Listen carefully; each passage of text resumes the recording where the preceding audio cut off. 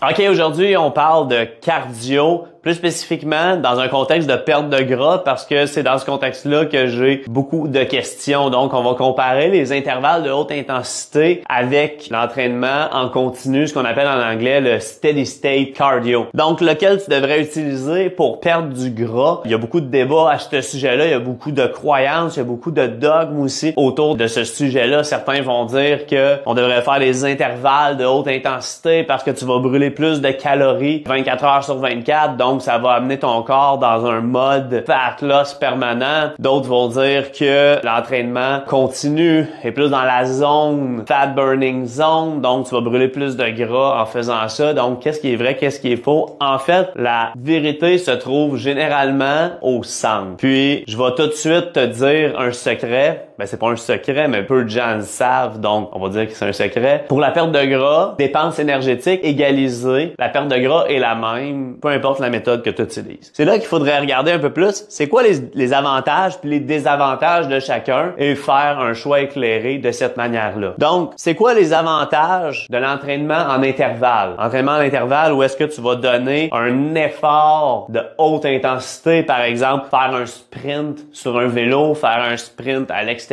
un effort que tu pourrais pas maintenir longtemps, que tu pourrais pas maintenir plus de généralement 30 secondes, suivi d'une période de repos où est-ce que on va diminuer l'intensité à un niveau où est-ce qu'on va être capable de faire redescendre notre rythme cardiaque. Donc c'est ça un intervalle. Donc les avantages de l'entraînement en intervalle est que ça va brûler plus de calories en moins de temps. Ce qui veut dire que c'est un moins gros investissement de temps pour faire ton cardio en utilisant de l'entraînement en intervalle. L'autre gros avantage est que si tu fais des sports, c'est transférable à certains sports, tout dépendant de la nature du sport. Parce que si tu travailles juste toujours, par exemple, rythme cardiaque de 130, tu vas travailler un système énergétique. Mais plus tu vas aller travailler dans certaines zones de plus haute intensité, tu vas travailler d'autres systèmes énergétiques qui peuvent être transférables à certains sports. Fait que tu prends le hockey, par exemple, quand tu fais quelqu'un qui va jouer une game de hockey, va pas passer 40 minutes sur la glace sans pause. Il va tout le temps retourner sur le banc, donc il va donner des périodes plus intenses suivies de périodes de repos. Donc par exemple, de faire de l'entraînement de cette manière-là, point de vue système énergétique, c'est super intéressant. Fait que ça, c'est les plus gros avantages, les avantages principaux de faire des intervalles. Ça te prend moins de temps, créer la même dépense énergétique, puis ça peut être transférable dans les sports. Je dirais un autre avantage, c'est que il y a des gens qui vont aimer beaucoup plus faire ça. Ils vont trouver ça plus challengeant, moins ennuyant de faire ça. Donc, ça, c'est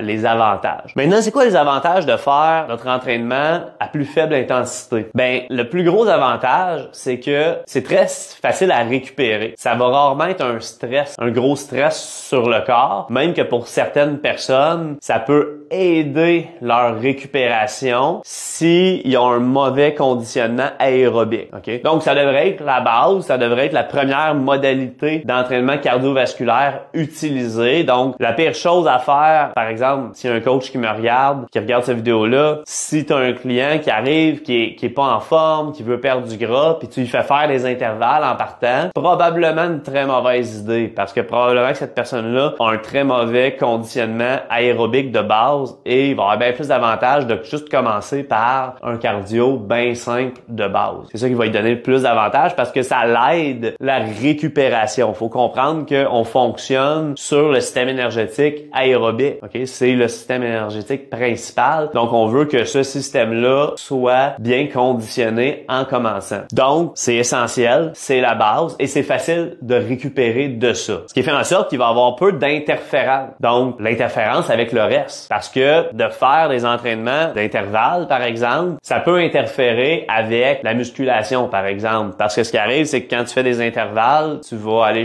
puiser un peu plus dans tes réserves de glycogène, tes réserves énergétiques pour la filière énergétique anaérobique qu'on appelle, qui peut interférer avec notre entraînement musculaire. Ça peut interférer pour d'autres raisons que je vais voir juste après. Mais bref, l'avantage de l'entraînement en continu steady state, c'est qu'il n'y a pas d'interférence. OK? Fait en cas de doute, toujours préférable d'y aller avec cette modalité-là d'entraînement cardiovasculaire. Maintenant, c'est quoi les désavantages de chacun? Parce qu'il y a des désavantages aussi pour chacun. Fait que je dirais que le désavantage principal de l'entraînement à l'intervalle, c'est Comme j'ai dit tantôt, certaines personnes vont trouver que c'est le meilleur challenge de faire les intervalles. Mais la majorité des gens vont juste trouver ça extrêmement pénible. Et c'est vrai, c'est extrêmement désagréable et inconfortable de faire ce type d'entraînement-là. C'est juste un sentiment d'inconfort global vraiment élevé. Des fois, ça peut amener des nausées. Des fois, ça peut amener des vomissements, des choses comme ça, tellement que c'est inconfortable. Donc, ben des gens vont être attirés vers ça, souvent à cause du marketing qui est autour de ça. Ils vont se faire vendre l'idée des intervalles, comme si ça va être la chose qui va leur donner des abdos, mais ils vont abandonner rapidement parce qu'ils vont juste pas avoir envie d'aller s'entraîner parce que c'est une expérience désagréable. Fait que, juste pour que tu saches, ce n'est pas nécessaire de faire des intervalles. Tu pourrais faire du cardio en continu aussi. Donc, c'est très pénible. Fait que c'est un des avantages de ce type d'entraînement-là. Mais je pense que le plus gros désavantage, c'est que c'est la modalité d'entraînement, le type d'entraînement qui est le plus difficile à récupérer. Il va y avoir beaucoup d'interférences avec ce type d'entraînement-là, par exemple sur l'entraînement de musculation. Si tu vas faire des intervalles à haute intensité sur un vélo stationnaire, puis après ça, tu essaies de faire un entraînement de jambes, je te garantis que ton entraînement de jambes va être très ordinaire, tandis que si tu vas juste faire un 30-40 minutes de cardio avant ton entraînement de jambes, probablement pas l'idéal, mais il va y avoir moins grosse interférence. Mais aussi, demandant sur le système nerveux central. L'inconfort amené avec ça, le niveau d'intensité de cet entraînement-là, peut amener juste une fatigue globale. C'est pas rare que, puis on va voir ça très souvent, par exemple, un bel exemple, c'est souvent des gens qui vont commencer le CrossFit, qui sont pas bien conditionnés pour ça, vont faire, sans le savoir, des intervalles. Parce que c'est souvent ça, l'intensité de l'entraînement, c'est l'équivalent d'un entraînement en intervalle. Ben, ce type d'entraînement-là, des fois, les gens vont être juste complètement exténués après leur entraînement. Ils vont terminer leur entraînement, puis ils vont être à terre, ou même ils vont être à terre le lendemain. Fait que ça peut être très demandant. Puis aussi,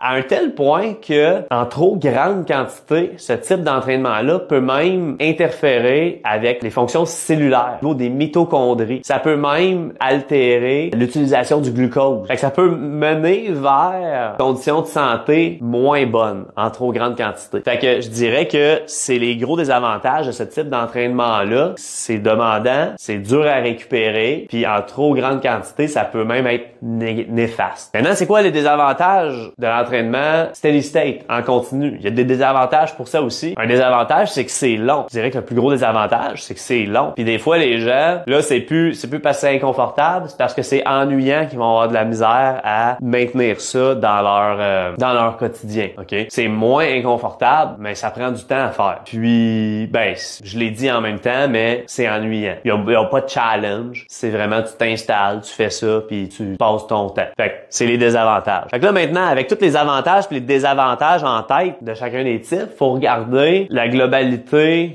de ta situation puis dire qu'est-ce qui est le plus logique à utiliser maintenant. Puis ça veut pas dire que ton type d'entraînement cardiovasculaire va toujours rester le même. Ça se peut qu'il change avec le temps aussi. Donc, j'espère que ça t'a éclairé un petit peu sur est-ce que tu devrais faire des intervalles ou du cardio en continu. Puis j'espère que tu as apprécié et merci beaucoup de ton écoute. À bientôt.